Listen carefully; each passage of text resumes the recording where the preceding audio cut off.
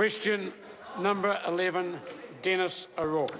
Thank you, Mr Speaker. This question is to the Associate Minister of Transport. Is he satisfied with the rate and seriousness of accidents involving overseas drivers in light of the work that the government is doing to target overseas drivers? Mr Speaker. Honourable Craig Foss. I'm never satisfied with the rate and seriousness of accidents that occur on our road involving any driver, whether they're from New Zealand or afar. We want everyone to be safe on our roads. That is why we're investing more in road safety measures, increasing the number of signage in tourist areas, providing more information to visiting drivers to better educate them on New Zealand driving conditions. This complements the work being done by industry organisations such as the Rental Vehicle Association, the Tourism Industry Association. We will continue to invest in making our drivers more informed, better prepared and able to drive safely on our roads. Supplementary. Supplementary question, Denis O'Rourke. Does the Minister accept that some rental car operators are not making a genuine effort to ensure the competence of drivers they hire vehicles to? And if so, what will he do about it? Mr Speaker. The Honourable Craig Foss. I do note that the Rental Vehicle Association have about 70 or 80% of the rental fleet as their members. There are some rental companies out there that are currently not members of the association, therefore part of the code of conduct they're trying to bring in to assist visiting drivers. So what am I doing about it? Continually working with the Rental Vehicle Association so they will enforce amongst their members and continue to increase those who are participating in the positive code of conduct. By and large, it is working. Supplementary question, Denis O'Rourke. What has he got to say about the recently observed practice of some rental car operators to instruct overseas drivers to falsely complete questionnaires to confirm familiarity with New Zealand roads and traffic laws, even after the driver has stated that they are not familiar with them?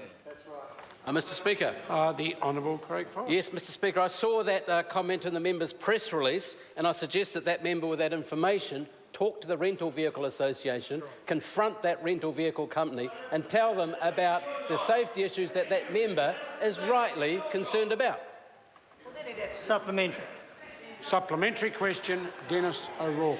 Will the Minister adopt my private member's bill to make rental car operators vicariously liable for accidents caused by drivers if it can be proved that they have not taken reasonable and practical steps to ensure the competence of the drivers and their familiarity with New Zealand traffic laws and roads? And if not, why not? Mr Speaker, Honourable Craig Foss. As recent court cases would have shown, I respect and continue to expect that the drivers of vehicles that cause accidents are held responsible and accountable and punished where necessary for their actions, not transferring that liability to some other organisation. Supplementary question, Denis O'Rourke. Will the Minister adopt my private member's bill to also require rental car operators to hire only vehicles complying with the Australasian New Car Assessment Program 5-star safety rating, including autonomous emergency braking, a blind spot monitoring system and a lane support system to warn drivers if they stray from a lane? And if not, why not? Mr Speaker, I'm glad the member asked that question. The member's bill and the member's press release don't actually line up. The member's press release says all drivers, including New Zealanders, would be subject to that. The member's bill promotes something else. But, Mr Speaker, what the member's bill proposals would result in actually only the latest model BMWs, European cars over 100,000, whatever they are, to be allowed to be rented out in New Zealand and quite possibly raise costs for renting vehicles for all New Zealanders and all tourists. So if the member wants to raise costs for all rentals in New Zealand, over 1 million rentals a year, create a fleet of only the flashiest, latest BMWs which have the things that he prescribes, then he can go for it. Supplementary. Supplementary question, Denis O'Rourke. Is the Minister aware that some overseas drivers' licences can be purchased without a robust driving test? And what will he do to invalidate those licences for use in New Zealand? Speaker, Honourable Craig Foster. if a driver's licence that is presented to an operator or an authority in New Zealand is found to be fraudulent or not valid, then that person, the rental company, can take that vehicle off the person. I have a point of order from Denis O'Rourke. Mr Speaker, the Minister must have misunderstood the question I because... think that's a fair call. I'll invite the member to ask the question again. Thank you, Mr Speaker.